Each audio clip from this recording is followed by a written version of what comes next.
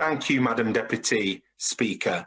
Today, with this bill, the government is seeking to grant itself powers to reshape our immigration system with little scrutiny and with little regard for the rights of people that they sadly dismiss as low-skilled, simply because they don't earn a high salary. These government plans are built on the right-wing neoliberal myth that your salary determines your skills and your value. Well, the coronavirus crisis, Madam Deputy Speaker, has shown all of us whose work actually is essential to keeping our society running. And many of those workers earn far less than the government's proposed salary threshold of £25,600. So let's be clear. Workers earning under this threshold are not low skilled, they're low paid. All of us have a moral responsibility to recognise their contribution, not to introduce rules that restrict the rights of low-paid workers even further. Because it will be our communities, and often the most vulnerable members of our communities, who will pay the price for this. Our care system is facing an unprecedented crisis, and our government is shamefully seeking to make it harder for those care workers to come to this country to contribute. The founder of our National Health Service, Aaron Bevan, once remarked that we could manage without stockbrokers, but we'd find it harder to do without miners, steel workers, and those who cultivate the land.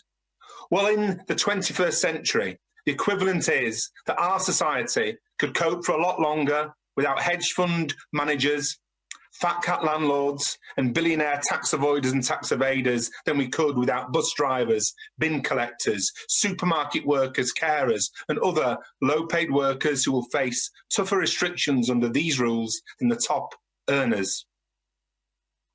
But our approach to this bill today cannot be divorced from the record of this government over the past decade. This government, with its hostile environment, has used their narrative on immigration as a way to scapegoat one part of the working class for problems the working class as a whole faces due to austerity cuts and free market fundamentalism. This government has willfully scapegoated migrants to let those off the hook who are really responsible for the economic failings of the past decade.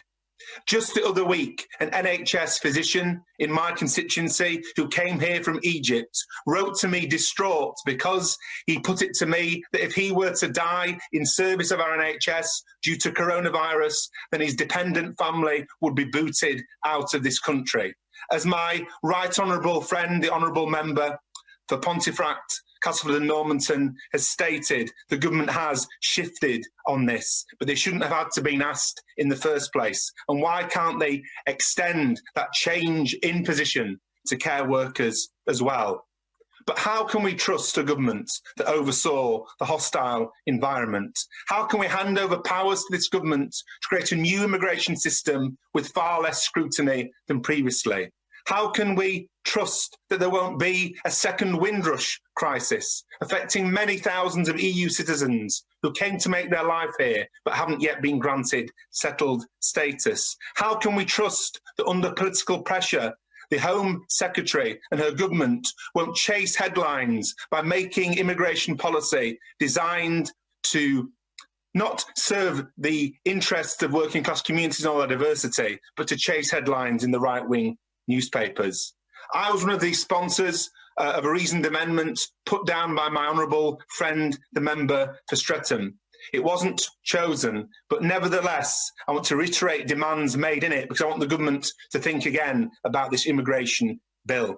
We need the government to think again, protect the rights of British citizens to live, work and study in other EEA member states. We need the government to think again and grant EEA citizens currently living here in the UK automatic permanent settled status, and we need the government to reflect long and hard on its history of the Windrush scandal, of go-home vans, touring estates, making a hostile environment for people in our communities. They need to reflect upon that. They need to reflect upon who really contributes to our society. They need to reflect upon the need to end also the scandal of indefinite detention.